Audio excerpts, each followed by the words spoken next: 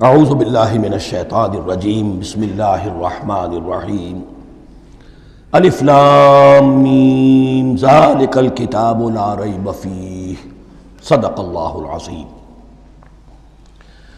الف لام میم حروف مقطعات ہیں جن کے بارے میں عرض کر چکا ہوں۔ ذالک الکتاب لا ریب فیہ، یہ وہ کتاب ہے اس میں کوئی شک نہیں۔ الکتاب اس لیے کہا گیا ہے کہ قرآن مجید کی پیشین گوئیاں اور خوشخبریاں سابقہ کتابوں میں موجود تھیں، اور چونکہ اس سورہ مبارکہ میں اصل خطاب کا رخ جو ہے وہ ہے سابقہ امت مسلمہ کی طرف، تو ذالک کتاب نہیں کہا گیا، ذالک کتاب لا ریب فیہ نہیں، ذالک الکتاب یہ وہ کتاب ہے، کتاب موعود ہے جس کی پیشین گوئیاں تورات اور انجیل میں موجود تھیں۔ لا ریب فیہ، اس میں کوئی شک نہیں۔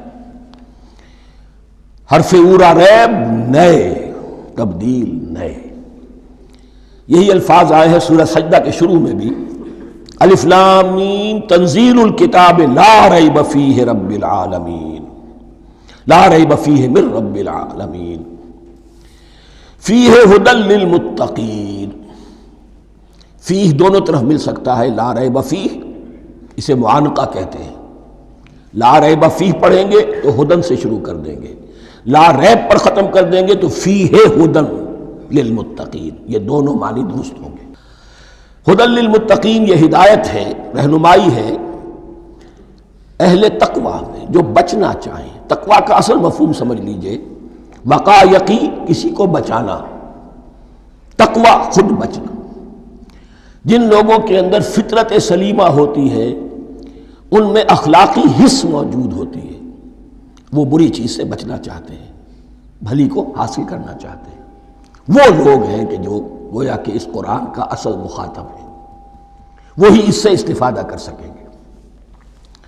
الذین یؤمنون بالغیب، اب ان کے کچھ اوصاف، یہ اصل میں بہت زیادہ واضح ہوتا ہے تعویل خاص کے اعتبار سے کہ دیکھ لو درخت کو اپنے پھل سے پہچانتے ہیں، اس قرآن کے پھل موجود ہیں نا، یہ ابو بکر اور عمر اور عثمان اور علی کون ہیں؟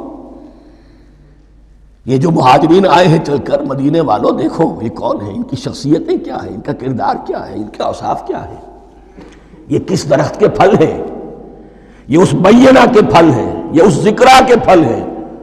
بینہ رسول من اللہ یتلو صحفا مطہرۃ فیہا کتب قیمہ، یہ اس شجرہ مبارکہ کے پھل ہیں، دیکھ لو ان کے کیا شب و روز ہے۔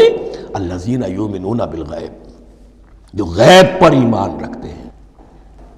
تعویل عام کے اعتبار سے اس کا بہت اہم مفہوم ہوگا، جو یہ طے کر لے کہ سوائے مادے کی دنیا کے مجھے اس سے آگے جانا ہی نہیں، unless I can verify۔ آپ کو معلوم ہے کہ میٹیریل جو حقائق ہے وہ تو آپ ویریفائی کر سکتے ہیں، آنکھ سے دیکھ سکتے ہیں، کان سے سن سکتے ہیں، ویریفائڈ ہے۔ جو یہ سمجھ لے گا کہ اس کے بیونڈ کچھ نہیں ہے تو اس کے لیے قرآن میں کوئی ہدایت نہیں۔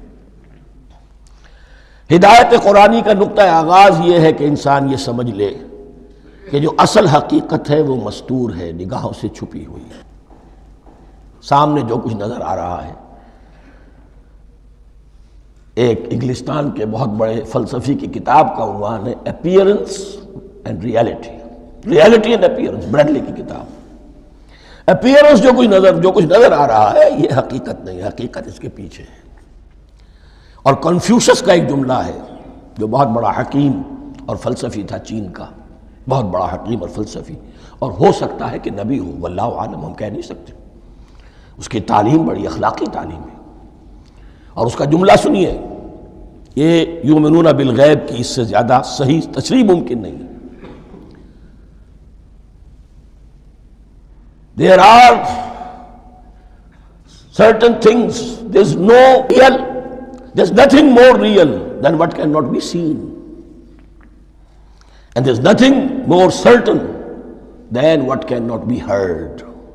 وہ حقائق جو آنکھوں سے نہیں دیکھے جا سکتے اور کانوں سے نہیں سنے جا سکتے، ان سے زیادہ یقینی اور واقعی حقائق اور کوئی نہیں۔ There's nothing more real than what cannot be seen, and there's nothing more certain than what cannot be heard۔